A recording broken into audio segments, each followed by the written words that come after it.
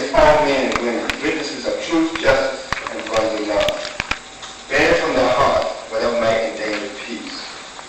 Thank you for enabling us to gather here today, enlighten this body of people that you ordained to lead this great city, so that they can guarantee and defend the great gift of peace. It is true that we realize and recognize that you cover the business of this great city and which can be conducted. Grant us the courage, wisdom, and foresight to provide for the need of all people, fulfill their obligations in this great community.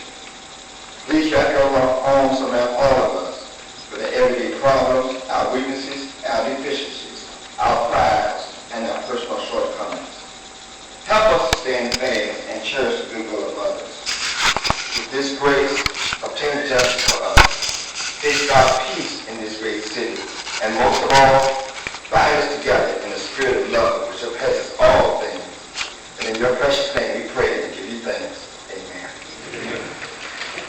Recite the pledge allegiance to the flag of the United States of America and to the republic for which it stands, one nation, under God, indivisible, with liberty and justice for all.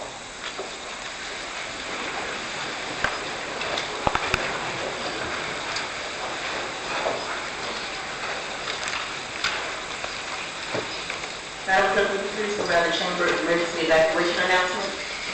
Upon activation of the emergency alarm signal, all persons should immediately exit the building. Please use the exits to the left or right in front of the council chamber or to the east or west stairwells outside the rear doors of the chamber. Do not use elevators or escalators. After exiting the building, proceed to the assembly area located in the parking lot bordered by Clay 8th and 9th Streets. Citizens and employees should assist visually and hearing impaired visitors with exiting the building. Citizens wishing to speak during public hearings and or the citizen comment period have generally 3 minutes to speak. Persons appearing before council are not allowed to campaign for public office, promote private business ventures, use language of a personal nature which insults or demeans any person, including comments directed at public officials or staff members that are not related to their official duties, or address or question staff members directly. All questions are to be directed to the President of Council. Failure to adhere to the guidelines may result in speakers forfeiting any remaining time and further disciplinary action as necessary, which could include barring from attendance at future meetings of the City Council for a period of 6 months. Madam President, for the record, all members of council are in attendance this evening. Thank you. At this time, I'm asking that the council will have a moment of silence for Vice Mayor Carl Mike Ross, who passed away on Friday. Mr. Ross served on the Petersburg City Council for more than a decade.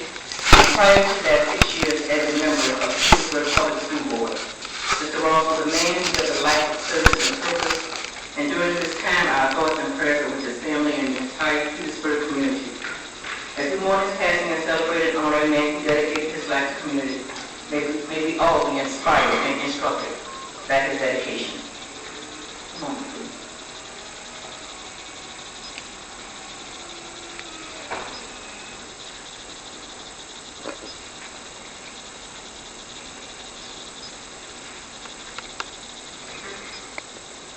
Thank you.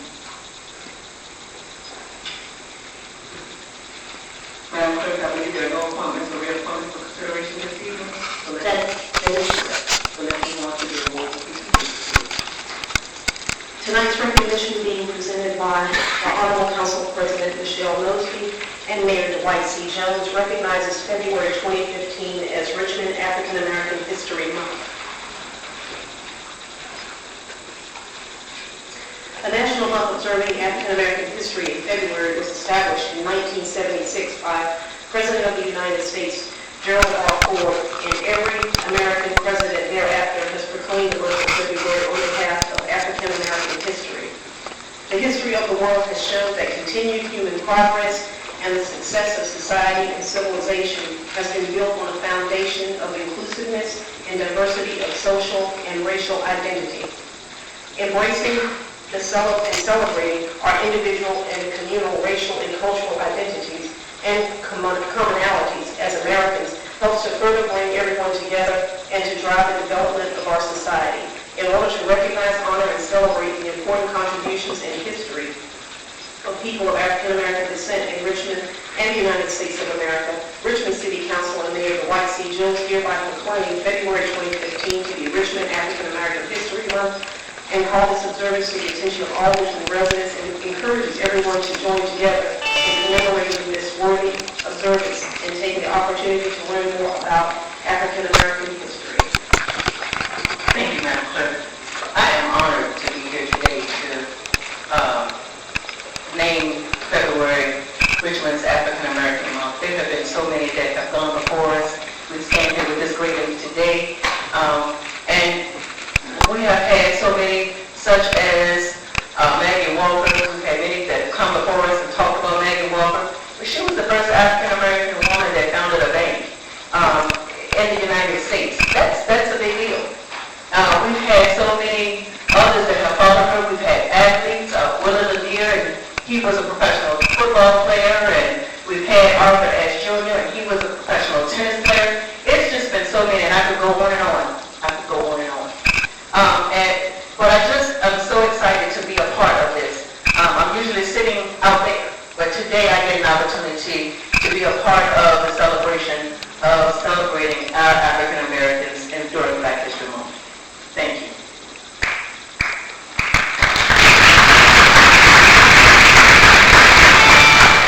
Madam President and members of council and those who are present here tonight, what a delight it is to be a part of this African American Month proclamation. In 1963, Dr. Martin Luther King talked about his dream, and that dream has become a part of the audacious hope that Americans have, but particularly African Americans have in this country today. And we recognize that 50 years later that that dream is in limbo for many Americans, which means that we have to work even harder now than we have ever worked before to make sure that generations that are following understand the struggle and understand the fight and understand what has been put into making this country what it is today. And when I look at the city of Richmond, I see living proof and evidence of persons who have been a part of making this dream a reality. And tonight we have a wonderful opportunity to have Marilyn West here to accept this proclamation, and it reminds us of the restoration of the Armory on Lee Street that's being transformed as we speak into the Black History Museum, which will be a depository for all of the wonderful things that will represent what African Americans have done, and it will be a central location where we can go to celebrate and to teach our children the wonderful history that this city has. Will also be one of the driving engines for the renovation of Jackson Ward, which is also a vital part of our history here in this city. So this is a wonderful evening. Also, I'm very happy to have gotten support from City Council in making this African American History Month very special by having streets named after the first 5 African American City Council members that changed the trajectory of history in our city, and also the Manchester Court Building named after Henry Marsh, who was in attendance here tonight, and Harold Marsh, 2 pioneers in the city of Richmond. And so I think that tonight is a night for us all to recognize the importance to make sure that we gather young people around us, and that we instruct them, that we inspire them, that we mentor them, that we are sure that they know that freedom isn't free, and that this has been a difficult road that needs to be remembered by us all. So thank you very much.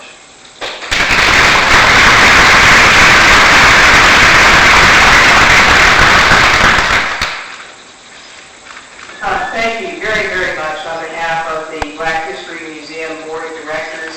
We are just so proud to be able to work with the City of Richmond. We appreciate all of your support. We're moving forward, and we're just can't wait till we can roll out and be part and be in our new home on Lee Street still. And we're going to continue to have the double Lee Street address. So we're really very proud. There's so many people in Richmond and Virginia that we need to thank for working with us and being pioneers that allowed us to really honor the memory of so many here in Richmond particularly and in Virginia. So thank you very much again. You all have said it all, and it really is very helpful when someone says it in advance for you. Thank you again.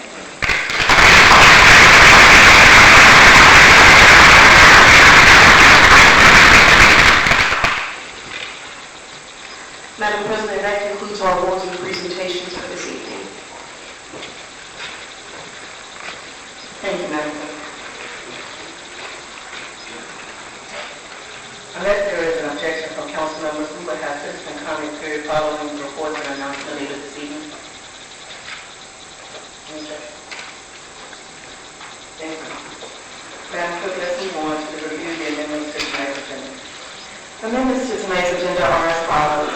Item 1, ordinance number 2014-93, and item 2, ordinance number 2014-131 will be continued to the Monday, March 9th council meeting. Item 3, ordinance number 2014-208, and item 4, ordinance number 2014-217 will be continued to the Monday, February 23rd council meeting. Item 5, ordinance number 2015-1 will be continued to the Monday, February 2nd special meeting. Item 7, ordinance number 2015-3, and item 9, ordinance number 2015-6 will be continued to the Monday, February 9th council meeting. Item 11, ordinance number 2015-8 will be continued to the Monday, February 23rd council meeting. Item 18, resolution number 2014-R149, and item 19, resolution number 2014-R150 will be continued to the Monday, February 9th council meeting. Item 20, resolution number 2014-R181 will be continued to the Monday, February 9th council meeting. Item 23, ordinance number 2014-199 will be continued to the Monday, February 9th council meeting. Item 24, ordinance number 2014-254 will be amended and continued to the Monday, February 2nd special meeting later this evening. Item 25, resolution number 2014-R258, and item 26, resolution number 2014-R264 will both be continued to the Monday, February 23rd council meeting. Item 27, resolution number 2015-R4 will also be continued to the Monday, February 23rd council meeting. Madam President, those are all of tonight's agenda amendments. Thank you, Madam Clerk. Does any member of council have any additional amendments to tonight's agenda? Madam Clerk, please call the roll. I will need a motion to accept the amended agenda as presented. Councilor Balaz, will you make that motion? Is there a second? Second. Council is voting on tonight's agenda amendments as presented. Mr. Balaz? Aye. Ms. Graziano? Aye. Mr. Samuels? Aye. Mr. Angelaster? Aye. Ms. Robertson? Aye. Ms. Trammell? Aye. Ms. Newville? Aye. Vice President Hilbert? President Mosley? Aye. The amended agenda is before you. Thank you, Madam Clerk. Please provide a review of items on tonight's consent agenda. Madam President, the consent agenda items for tonight are as follows. Item 6, ordinance number 2015-2 to rename the Manchester Courthouse as the Henry L. Marsh III and Harold M. Marsh Sr. Manchester Courthouse. Item 8, ordinance number 2015-4 to authorize the Greater Richmond Chamber of Commerce to encroach upon the public right-of-way by affixing decorative art sculptures to city-owned bicycle racks throughout the city. Item 10, ordinance number 2015-7 to amend the city code by adding new sections 98-131.2 and 98-131.3 for the purpose of exempting from real estate taxation certain dwellings of the surviving spouses of members of the armed forces killed in action. Item 12, ordinance number 2015-9 to accept $79,204 from the Richmond City Health District to appropriate $62,500 to the Richmond Area High Blood Pressure Center for the purpose of providing a grant to the center to continue care for individuals who have or are at risk of developing hypertension, high cholesterol, and diabetes, and to appropriate $16,704 to the Office of the Deputy CAO for Human Services. Item 13, ordinance number 2015-10 to execute an agreement for use of Commonwealth Transportation funds between the city and the Virginia Department of Rail and Public Transportation to receive a grant of $600,000 to fund Phase 3 improvements to Main Street Station. Item 14, ordinance number 2015-11 to execute an agreement between the city and the Federal Transit Administration for the purpose of receiving federal funding of $2.4 million to fund Phase 3 improvements to Main Street Station. Item 15, ordinance number 2015-12 to consent to the assignment by Ward Townhomes LLC of its right, title, and interest in a performance agreement dated November 20, 2014 between the City, the Economic Development Authority, and Ward Townhomes LLC to New Ward Townhomes LLC. Item 16, ordinance number 2015-13 to amend the pay plan to move the classifications of council liaison, court assistant, and secretary to judge of the circuit court for various general pay ranges to various general pay bands within the unclassified service, and to create a new classification of first naturalist and chief of security and safety within the classified service. Item 17, ordinance number 2015-14 to amend the pay plan to change the pay scale for the classifications of council budget analyst, council fiscal analyst, and council policy analyst from general pay range 19 to general pay band 6. Item 21, resolution number 2015-R2 to approve $19.98 from the council district funds to pay the Department of Information Technology for the distribution of letters to 6 district civic organizations. Item 22, resolution number 2015-R3 to approve $279.29 from the council district funds to pay the Department of Information Technology for the printing of 6 district flyers. Those are all the items on tonight's consent agenda. Thank you, Madam Clerk. We will now have a public hearing on the consent agenda. Are there any persons who wish to speak in opposition of any items on the consent agenda?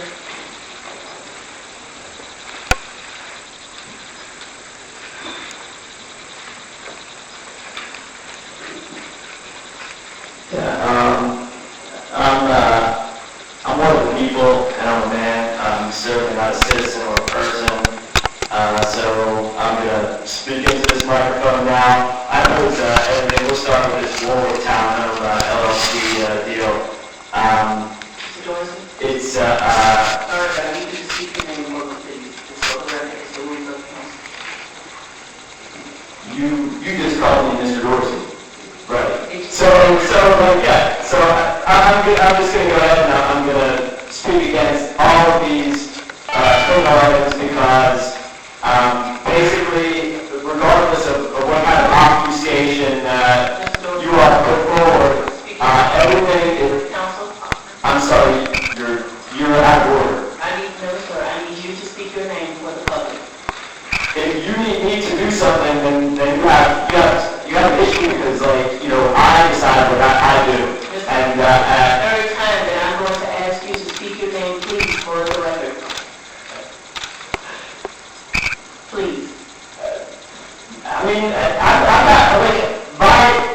called a number of things, but I am not going to say my name to you because, according to you, it does not matter. I'm the man, I'm one of the people, and I'm one of the people.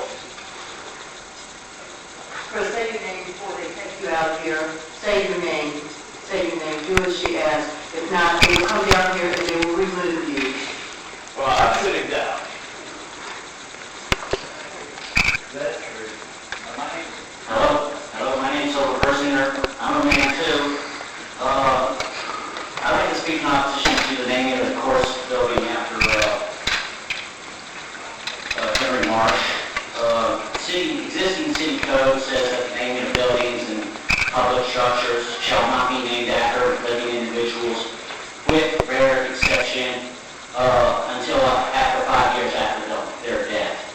And I think that's a policy you all should enforce. It's your existing policy. If any of you all can give me an exceptional reason why Mr. Washington should be at his course building at this time, I would be most welcome to hear that.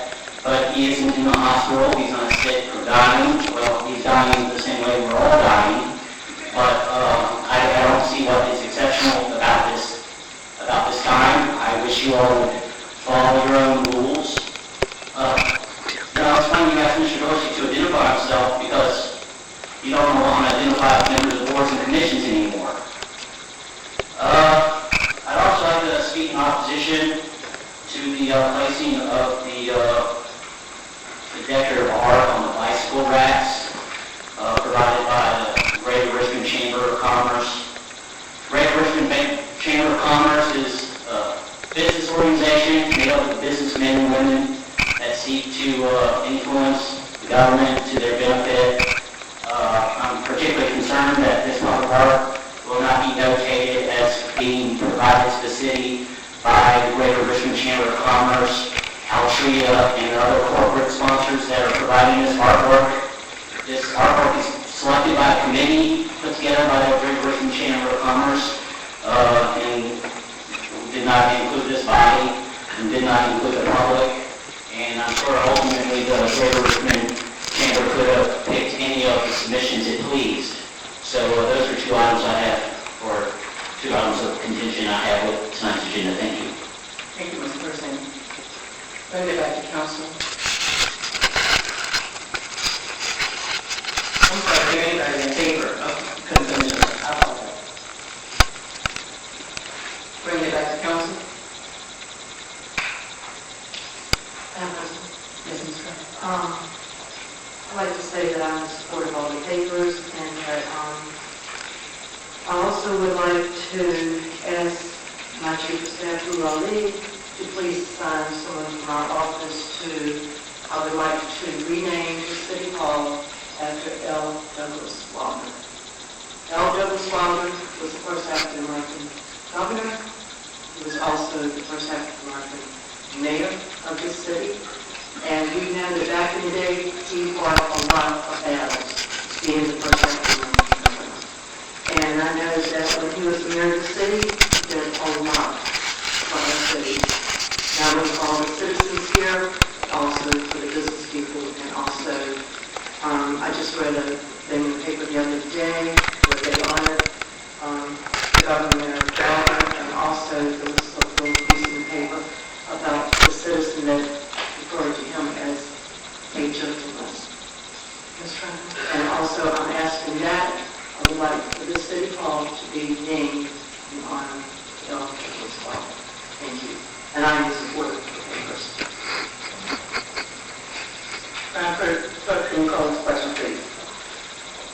Council is voting on tonight's consent agenda items as presented. Mr. Bellhouse? Aye. Ms. Graziano? Aye. Mr. Samuels? Aye. Mr. Aguilera? Aye. Ms. Robertson? Aye. Ms. Trammell? Aye. Ms. Newville? Aye. Vice President Hilbert? Aye. President Mosby? Aye. Those papers have been adopted.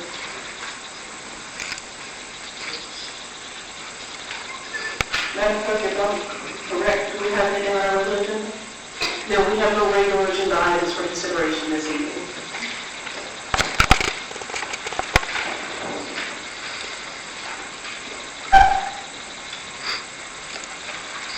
Madam Clerk, are there papers to be amended and continued this evening? Yes, we have one motion to amend and continue.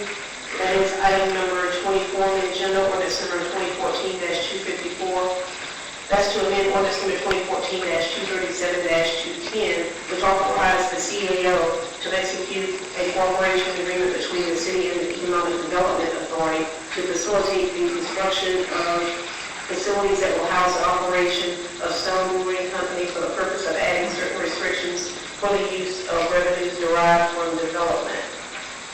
The proposed amendment to that paper is as follows. Page 1, line 19, after the inserted word add, strike the inserted word further. Page 2, line 2, after the inserted word add, strike the inserted word further. I will need a motion to accept the proposed amendment to that paper as read and to continue it to the special meeting on February the 2nd at 5 o'clock p.m. Councilman Samuels, will you make that motion? Yes, Madam Clerk. So moved. Councilman Ross, will you second that? Council is voting on the motion to accept the proposed amendment to ordinance number 2014-254 as presented and to continue that paper to the Monday, February 2nd special meeting at 5 p.m. Mr. Morales? Aye. Ms. Graziano? Aye. Mr. Samuels? Aye. Mr. Aguilera? Aye. Ms. Robertson? Aye. Ms. Trammell? Aye. Ms. Newville? Aye. Vice President Gilbert? Aye. President Mosby? Aye. That motion is passed. That paper will be before you again next Monday at the special meeting at 5 o'clock p.m. Okay. Bear with me just a moment. There was a moment when people was on the consent agenda, and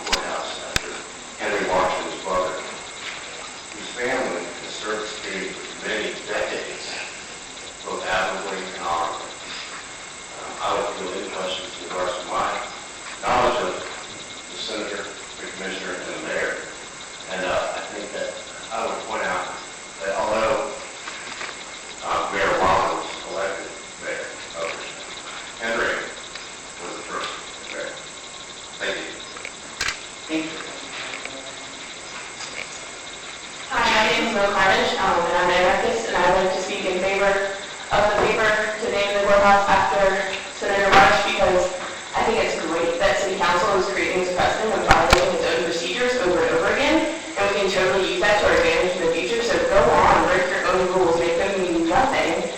And I also think it's great because Richmond has a super great history of looking like a ding-dong in the newspaper and looking just completely stupid. So I think any opportunity we have to open ourselves up to future scandals is fabulous. Let's name things after people who are still alive. We can still mess up, and still have scandals that can make us all look really stupid.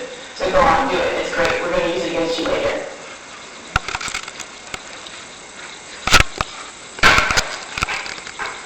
Good afternoon. My name is Cindy Marsh Carter, and I'd like to speak on behalf of the resolution. I just want to say that as Senator Marsh's daughter, the family genuinely appreciates the gesture and the recognition of both Henry Marsh and Harold Marsh for two simple reasons. They're men of commitment, men who have given their lives to service, men who have given their lives to upholding the law, and who believe in the value of the city, among the city, and have lived their lives as examples of that. And so it's my hope that in this way we can motivate more young children, children from this area who come from humble beginnings, children of color, children who may not think that they have hope, to dream, to work hard, to strive to do their very best. And so I thank you humbly for this recognition, and we appreciate this opportunity to send the message that yes, you can serve and make a difference no matter what start you have. The sky's the limit in the city. Thank you.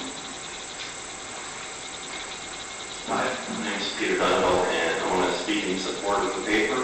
I've known Senator Marsh, for about 25 years, and I knew Harold Marsh, and they're both good men who, for the benefit of the community, they forestall a lot of conveniences and a lot of, they sacrifice a lot. Senator Marsh, I don't know if anyone here knows, but he's responsible for desegregating most schools in Richmond. He did it county by county, courthouse by courthouse. I can't think of a better place and a better way to honor those two men than to put them on the Manchester courthouse. Also because Harold Marsh, who served this community really greatly, also deserves to be honored. He was one of the first black UVA graduates from their engineering school, and both these men are exemplary. And following Ms. Carter, they provide positive role models of what people need to aspire to. Thank you. Thank you. And thanks to everyone for if we have any more, please line up for me. Good evening. My name is Donna Tucker, and I am in favor of renaming the courthouse after Senator Marsh and Harold Marsh. I began my first law firm job within years ago. I don't know how many years, but years ago, and I can't imagine where my life would be right now with the education, the knowledge that they taught me. They took us under, and not just me, but a lot of our coworkers. They took us under their wing to teach us not just about law, but they took the time to teach us about being in humanity. They taught us how to be respectful within our community. They taught us civil rights. They taught us everything that we needed to know to appreciate where we were and where we're going. So I think that it is commendable that we had the opportunity to name the courthouse after them. They are both well deserved. Thank you. You're welcome. Thank you. Good evening, Madam Chair. My name is Michael Jackson. I'm here to stand in support of the paper for the renaming of Manchester Courthouse for Senator Marsh and Harold Marsh.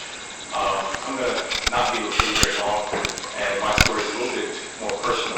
Senator Marsh shares the same birthday as my daughter, and I am getting ready to head to Newport News to celebrate my grandmother's 99th birthday. And she's typically a little bit older than Senator Marsh, but I believe that, as Mayor Jones has said before, he's a pioneer for the city of Richmond, for the state of Virginia, and for America.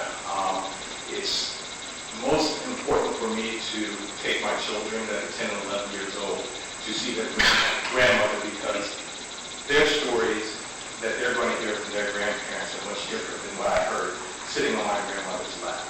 My son met Senator Marsh about 3 years ago at an event.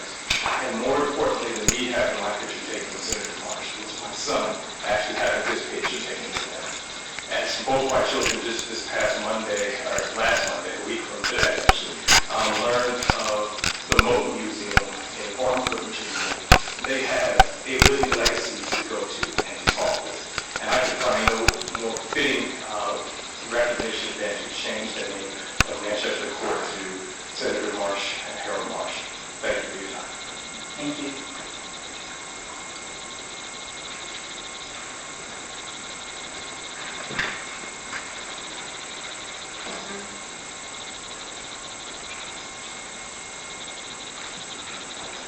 Be up here, Henry. Good evening. My name is Chuck Richardson, and I'm a citizen of the city. Thank you for this opportunity to praise my colleague. I think it's somewhat ironic that I get a chance to speak on this matter. I think some look odd that you all didn't name the court building after me. I spent more time in that court building than most of them.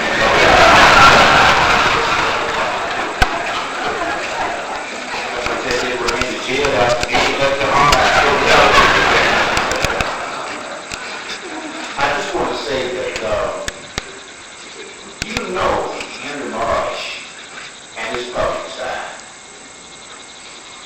You know most of your elected officials' public side. But during the 1977 period, few of you will ever know what the elected officials who were the first black to take a seat went through. And you saw us on television, and you saw Henry Marsh take the lead. You read his quotes in the newspapers. But for those of us who are close to him, only a few of us know what it took for him to endure. And sometimes he had to do it alone. He had no leaders. He had no one whose footsteps he had to follow to tell him what to do, because he was treading unpaved ground. I was young, didn't know left or right. I had to listen to everything he said, and most of us did. And the weight of the world was on his shoulders. He was the first black to pave this road. The weight was heavy, and I could see it and I could feel it. And few of us knew every decision he had to make. And I'll tell you one story and I'll stop. When we dismissed Bill Elijah as the manager, I guess Henry was $300 billion worth of men at the 8th and Main Street building. The richest white men in Richmond all came together and said, you come down here and we're going to tell you what to do. They were going to tell Henry and the rest of us that you were elected, but we run this city. And we've got enough money to tell you colored fellas that you're not going to fire this man. All of us were scared. So many white men with so much money telling so few little broke black boys what we were going to do.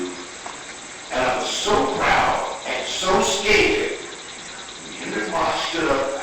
I'm going to cut off and come in at 50 seconds. This is history. This is massive resistance in one room. Henry Marsh stood up and said, we will let you know what we're going to do with Bill Elijah when we tell the rest of the citizens what we're going to do. They could have taken Henry out and strung him up. But Henry, it took courage for him to do that. And he faced many moments like that. I want to let you know, Henry, that I didn't always agree with you, and you know it. We had a lot of fights. But I was always proud of you. And you deserve this. Thank you all.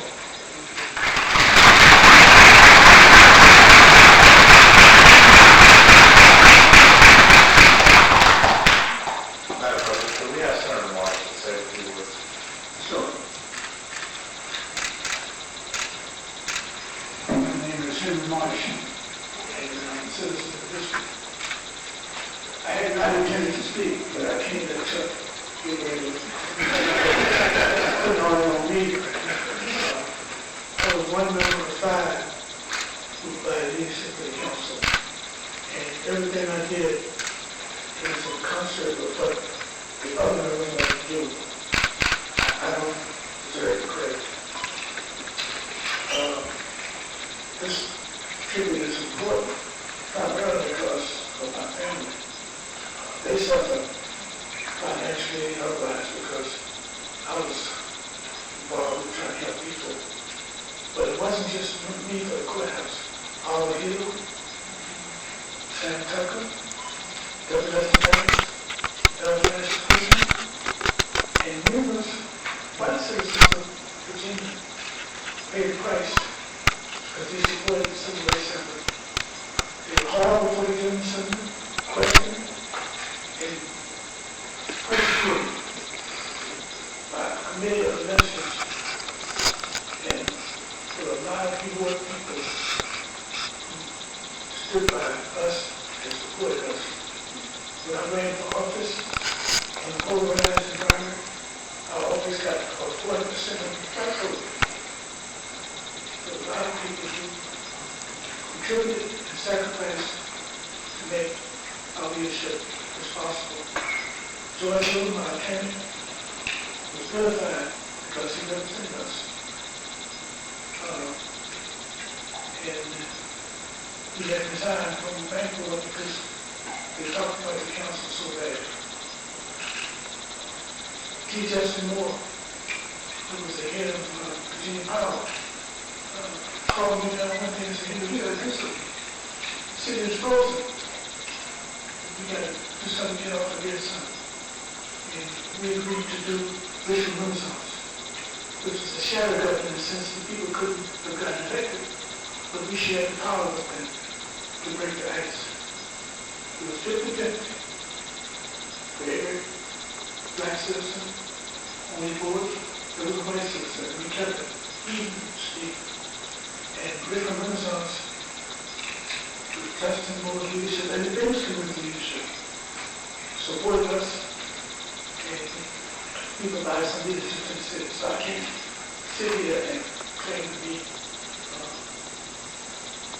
the savior. I was one person representing a group of people. Chuck Wilson was a vice member of the group, but he provided excellent leadership for his community and good ideas for the city. Willie Dell was tremendous. Walter King was the lion. He was a champion and he was a strong supporter. And all control of the planning, she did something no one has done before since. She had races through her district.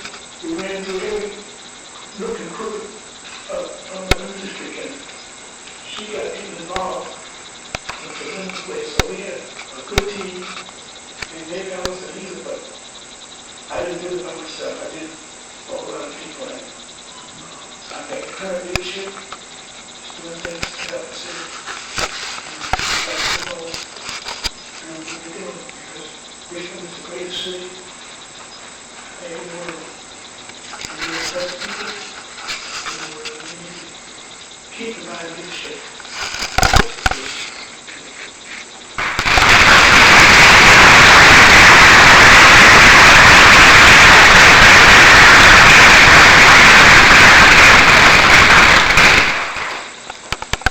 Well, Madam Clerk, after that, you're charged with expedited papers for consideration this evening. My name is Clarence Dunfield, and I've practiced law with Henry and Harold for many years, and I'm here tonight in support of what you're doing. I really am proud that the city of Richmond is recognizing these two great heroes of the civil rights movement. And I would just like to say that I brought a few people from Hilltop and March down here. And can you stand? I've got a few of them. They're still around. All right. But I really am proud of what you're doing. And I don't live in the city of Richmond, but I still am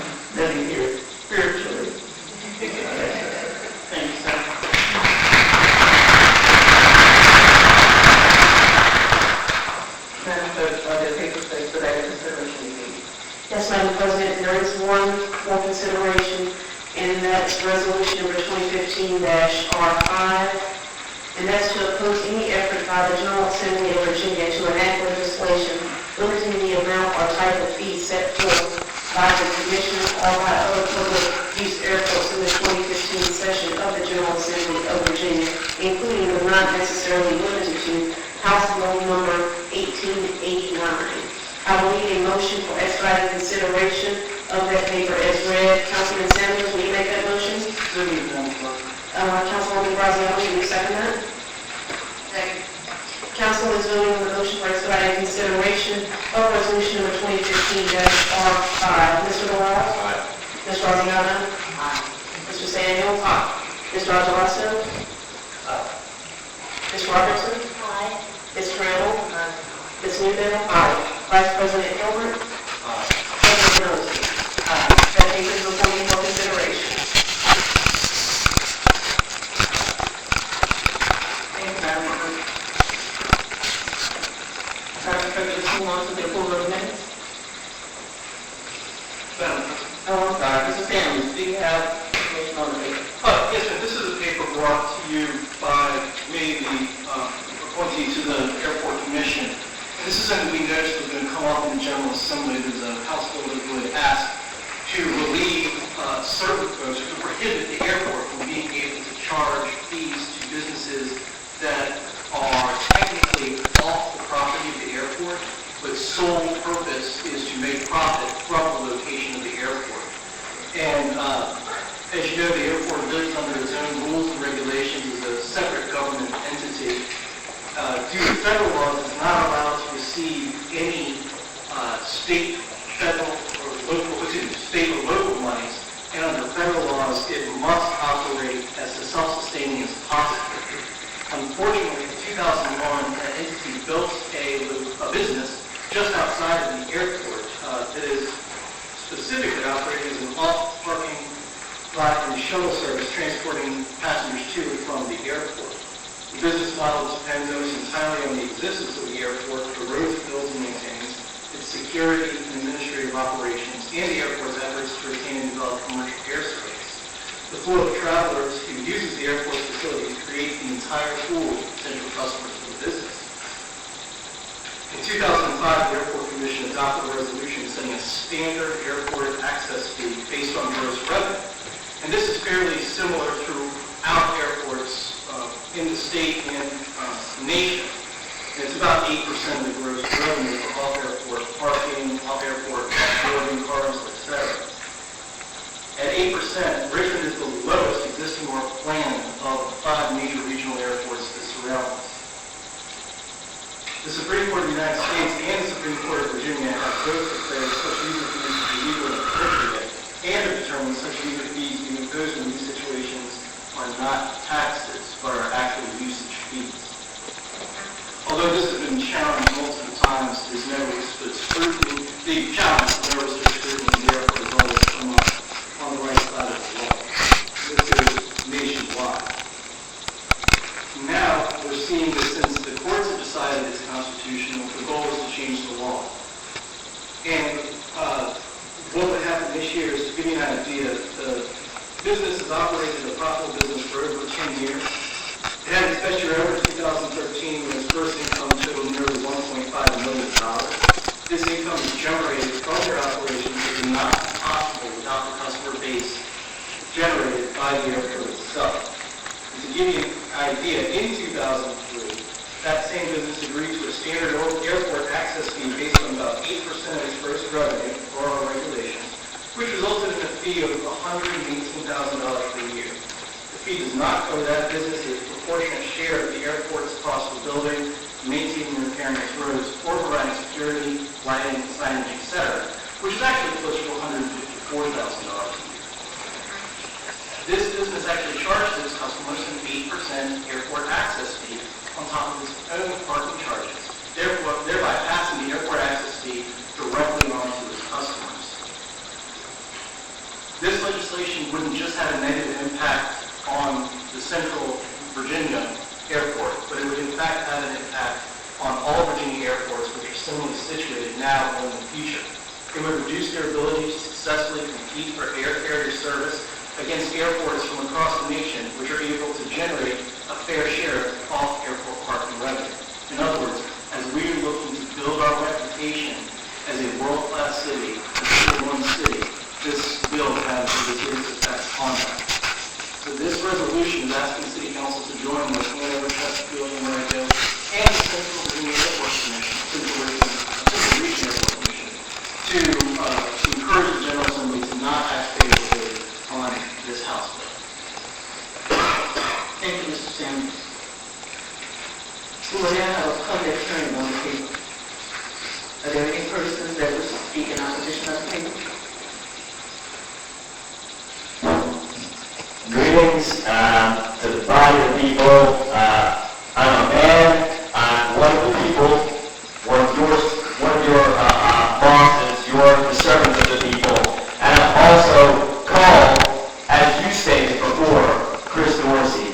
So I heard Charles mention courts calling legislation or activities constitutional in regard to this document, and I will say there's absolutely nothing constitutional about anything that this body does.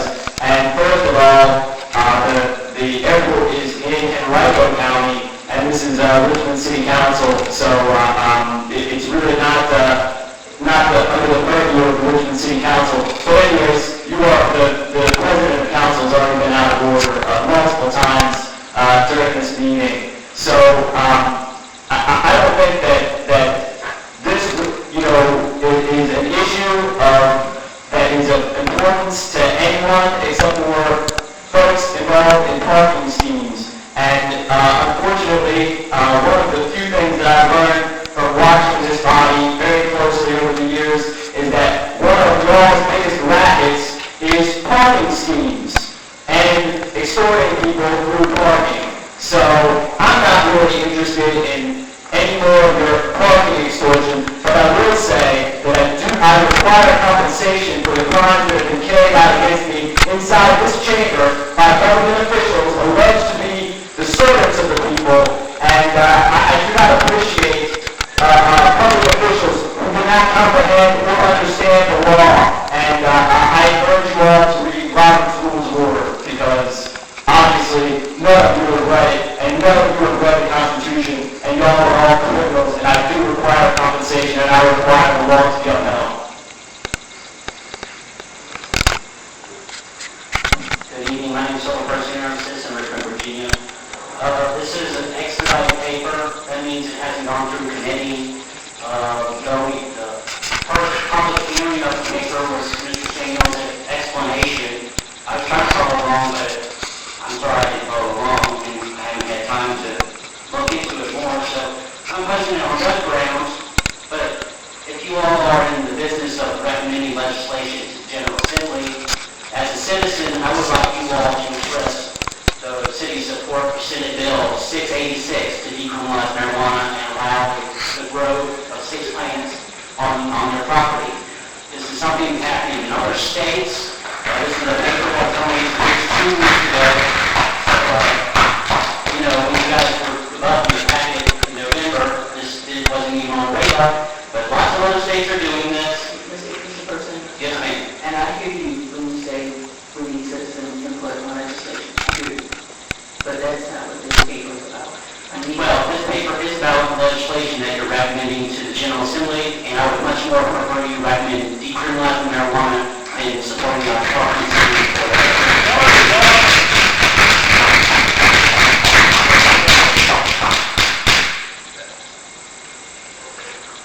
Is there anyone that would like to speak in favor of the paper?